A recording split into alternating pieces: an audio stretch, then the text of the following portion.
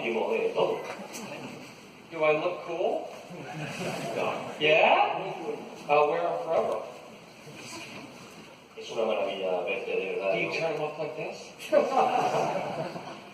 Bueno, la charla va a estar entretenida, como veréis, ¿no? Bueno, Joaquín, bienvenido a España, bienvenido a esta reunión de gente que admira muchísimo tu obra y por eso está hoy aquí. ¿Cómo estás? Thanks so much for coming, everyone. I'm great. You guys are wonderful to come on out. Bueno, pues lo que queremos es sobre todo ir desgranando de alguna manera tu obra. Por supuesto, tu último libro, Fuego, es el que ahora me imagino que te interesa que se compre la gente, ¿no? O te valen los otros.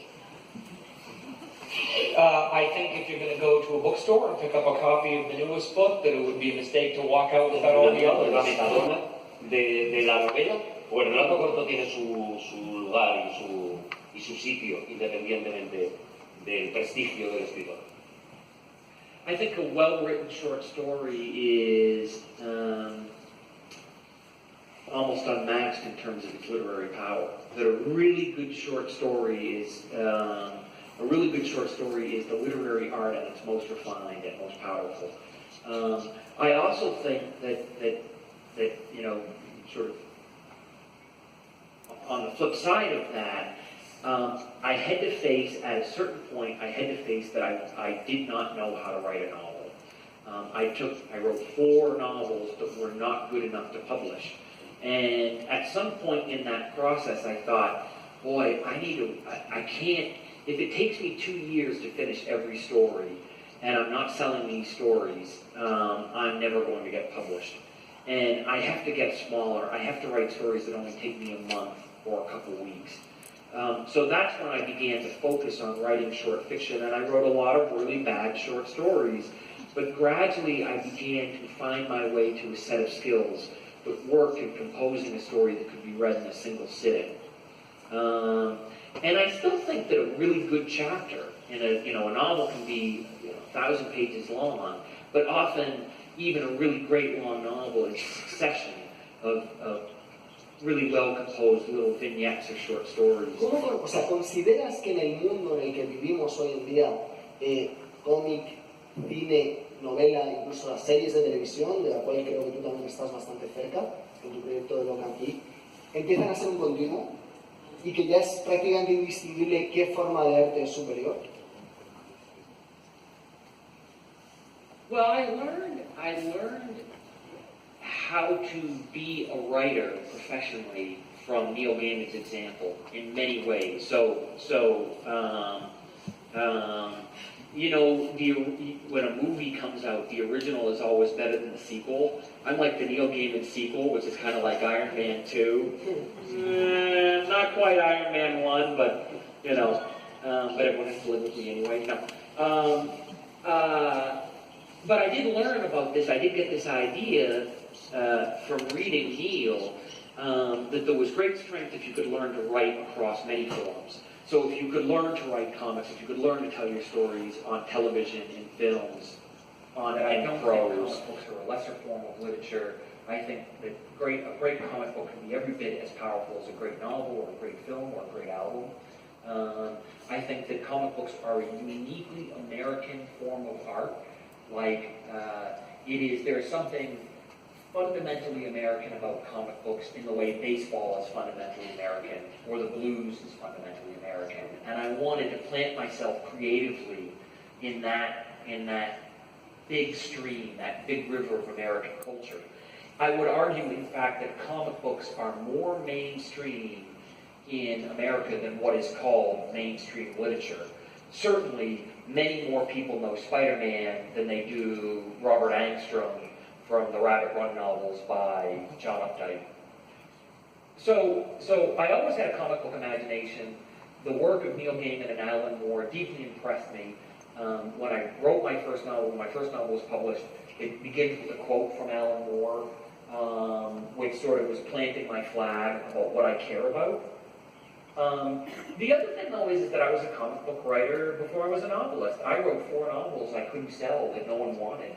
I spent 3 years writing a novel that was turned down by every publisher in New York, every publisher in London, and for an extra kick in the pants, it was turned down by every publisher in Canada.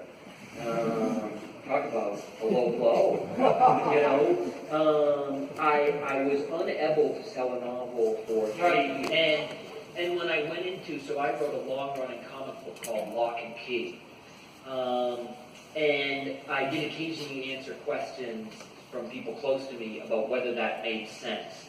Wasn't there more money and more respectability in writing novels? Te hago una pregunta. A mí es uno de tus trabajos que más me gustan.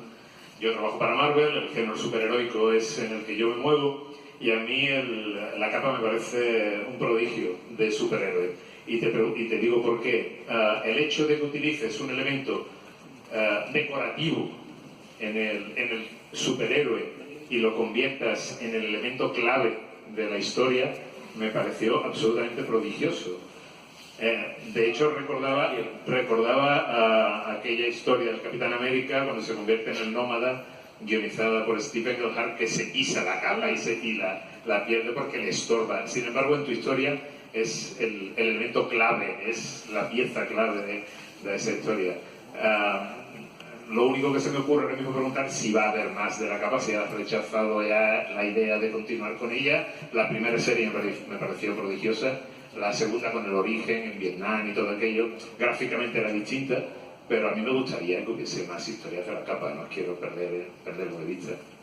Well, first of all, for me, what you do, what Zach Howard does, what Gabriel Rodriguez does, the artists I've worked with, to me, that's what real talent looks like.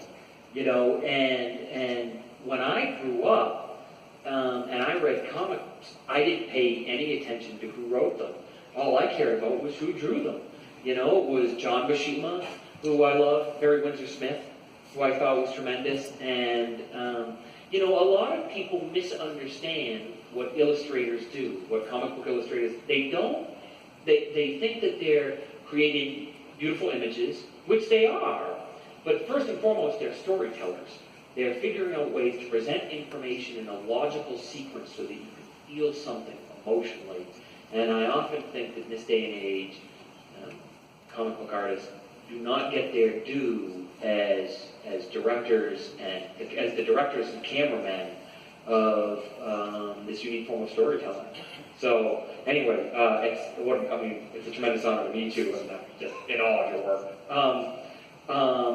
There is actually going to be a new Zach Howard, and so The Cape began as a short story that I wrote for my collection 20th Century Ghosts.